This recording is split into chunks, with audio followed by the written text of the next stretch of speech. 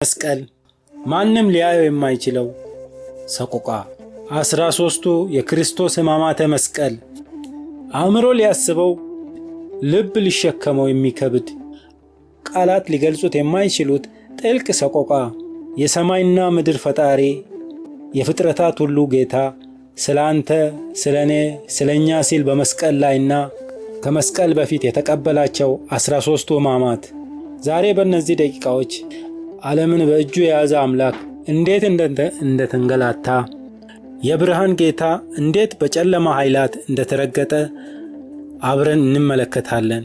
ይህ ዝም ብሎ ታሪክ አይደለም፣ የነፍሳችን የዋጋ ደረሰኝ እንጂ።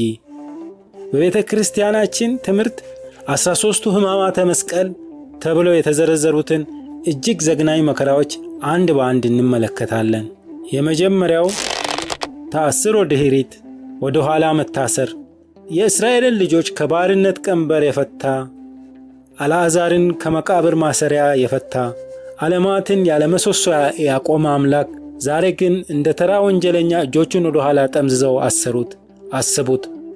በሽተኞችን የዳሰሱ፣ ዕውራንን ያበሩ፣ ሙታንን ያስነሱ እነዚህ ቅዱሳን እጆች ዛሬ በኃጢአተኞች ገመድ ወደ ኋላ ተጠመዘዙ። አምላክ ታሰረ። እኛን ከዲያብሎስ እስራት ነፃ ሊያወጣ የገዛ እጆቹን ለገመድ አሳልፎ ሰጠ። ሁለተኛው ተስህቦ በሐብል በገመድ መሳብ። ከታሰረ በኋላ በክብር አላስኬዱትም። አውሬ እንደያዙ አዳኝ ያንን ንጹሕ አምላክ በገመድ እየጎተቱ እየሳቡት ወሰዱት። ወደ እርድ እንደሚነዳ በግ ዝም አለ እንዳለ ነቢዩ ኢሳይያስ። ሰማያውያን መላእክት በፍርሃትና በመንቀጥቀጥ ፊቱን የሚያዩት ጌታ በምድር ላይ በአይሁድ ወታደሮች እየተጎተተ በኢየሩሳሌም አደባባይ ተዋረደ። እኛን ወደ ገነት ሊስበን እርሱ ወደ ሞት ተጎተተ። ሦስተኛ ወዲቀ ውስተ ምድር በምድር ላይ መውደቅ። በገመድ ሲጎትቱት ከግርፋቱ ብዛት ከደሙ መፍሰስ እና ከአካሉ መድከም የተነሳ የሰማይና የምድር ደጋፊ የሆነ አምላክ በምድር ላይ ወደቀ። አምላክ አፈር ላይ ወደቀ። በፊቱ በግንባሩ ተደፋ። ያንን የተፈጠረበትን አፈር ፈጣሪው በደሙ አራሰው። እርሱ አፈር ላይ የወደቀው እኛን ከወደቅንበት የኃጢአት አዘቅት ሊያነሳን ነው። ሲወድቅ ግን ማንም አላነሳውም። አራተኛው ተከይዶ በእግረ አይሁድ በእግር መረገጥ። ይህኛው ልብን እጅግ ይሰብራል። አምላክ መሬት ላይ ሲወድቅ አላነሱትም። ይልቁንም ርኅራኄ በጎደለው የጭካኔ እግራቸው ረገጡት። የእግረኛ መንገድ ይመስል ፍጡር ፈጣሪውን ረገጠው። ያ የሕይወት እስትንፋስ የሰጣቸው አምላክ በእነርሱ ጫማ ስር ተረገጠ። የክርስቶስ አካል በሰው ልጆች ጫማ ስር ሲደቆስ ሰማይ እንዴት ዝም አለ? ምድርስ እንዴት አፏን ከፍታ አልዋጠችም? ግን ዝም አለ። የፍቅሩ ጥግ ነውና ስለኛ ሲል መረገጥን መረጠ። አምስተኛ ተገፎ ማዕከለ አምድ ከመሰሶ ጋር መላተም። ያለ ርኅራኄ ተረግጦ ከወደቀበት ካነሱት በኋላ በዚያ በዛለ ሰውነት በዚያ በቆሰለ አካሉ ደግሞ ገፉት። ዝም ብሎ አልገፉትም፣ ከድንጋይ መሰሶ ጋር አላተሙት። የፍጥረት ሁሉ መጠጊያ የዓለም ሁሉ መመርኮዣ የሆነው አምላክ በጭካኔ ከመሰሶ ጋር ተላተመ። ያ መሰሶ ደረቅ ድንጋይ ቢሆንም የፈጣሪው ደም ሲፈስበት ግን የራራ ይመስላል። የሰው ልጅ ልብ ግን ከድንጋይ በላይ ደርቆ ነበር። ስድስተኛው ተጽፎ ምልታህት በጥፊ መመታት። መላእክት ፊቱን ለማየት የሚንቀጠቀጡለት፣ ኪሩቤልና ሱራፌል በክንፎቻቸው ፊታቸውን የሚሸፍኑለት ያንን ቅዱስ ፊት ኀጢአተኛው ፍጡር በጥፊ መታው። በጥፊ ፊቱ እስኪያብጥ ዐይኖቹ በደም እስኪሞሉ ድረስ አከታትለው መቱት። ያ በጥፊ የተመታ ፊት በእኛ ኀጢአት ምክንያት የጠፋውን የነፍሳችንን ብርሃን ሊመልስልን የጠቆረ ፊት ነው። ጌታ ሆይ ያ በጥፊ የተመታ ፊት ዛሬም እኛን በምሕረት እያየን ይሁን። ሰባተኛው ተቀስፎ ዘበን ጀርባን በጅራፍ መገረፍ። አሁን ግርፋቱ በረታ። የዓለምን ኀጢአት የተሸከመው ያ ቅዱስ ጀርባ በስለት በተሞላ ጅራፍ ተገረፈ። ጅራፉ ባረፈ ቁጥር የጌታችን ሥጋ ተቆርጦ ይወድቅ ነበር። ደሙ እንደ ፏፏቴ ፈሰሰ። 6666 ግርፋት ያለ ርኅራኄ ጀርባው ታረሰ፣ እንደ እርሻ ታረሰ። እኛን ከኀጢአት ቁስል ሊፈውሰን እርሱ ራሱን ለጅራፍ አሳልፎ ሰጠ።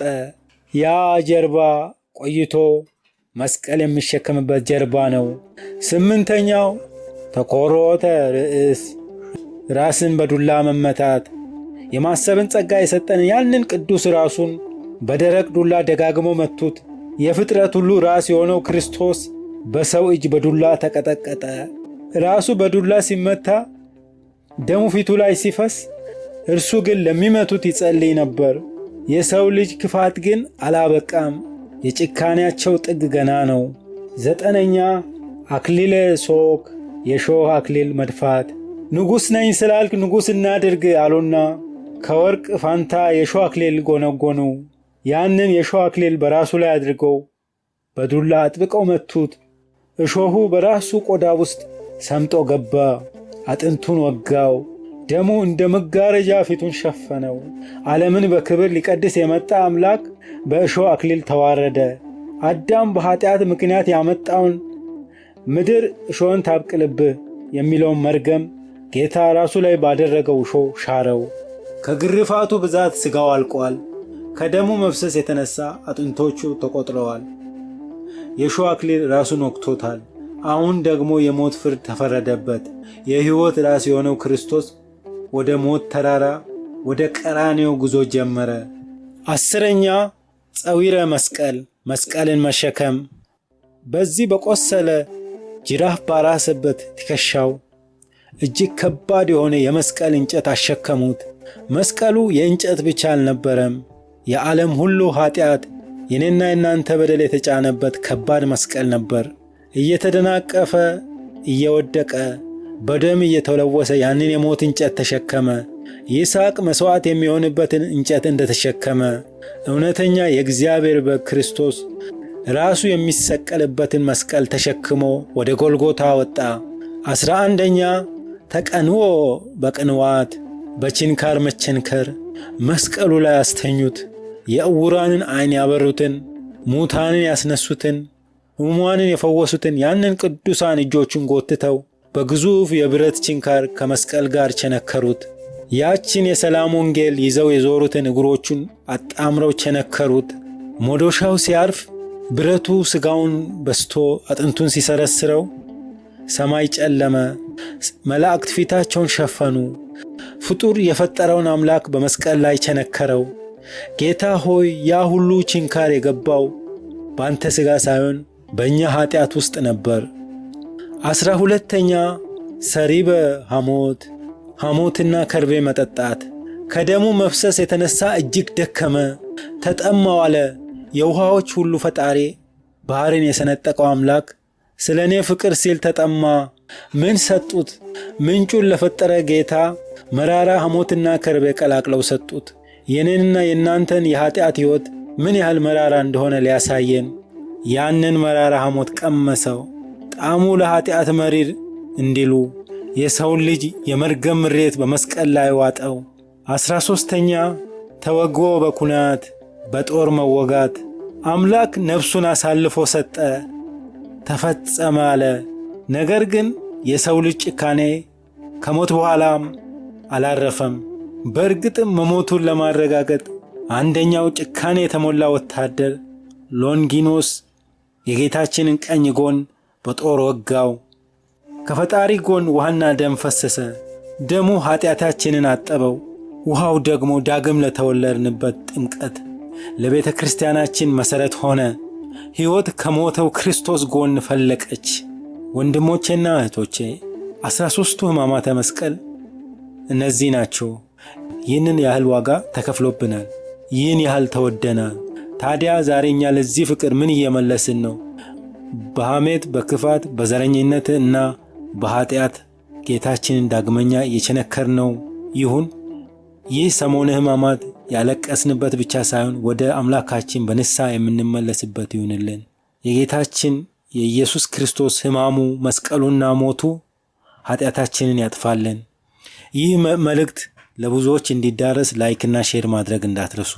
እግዚአብሔር ከሁላችን ጋር ይሁን። አሜን።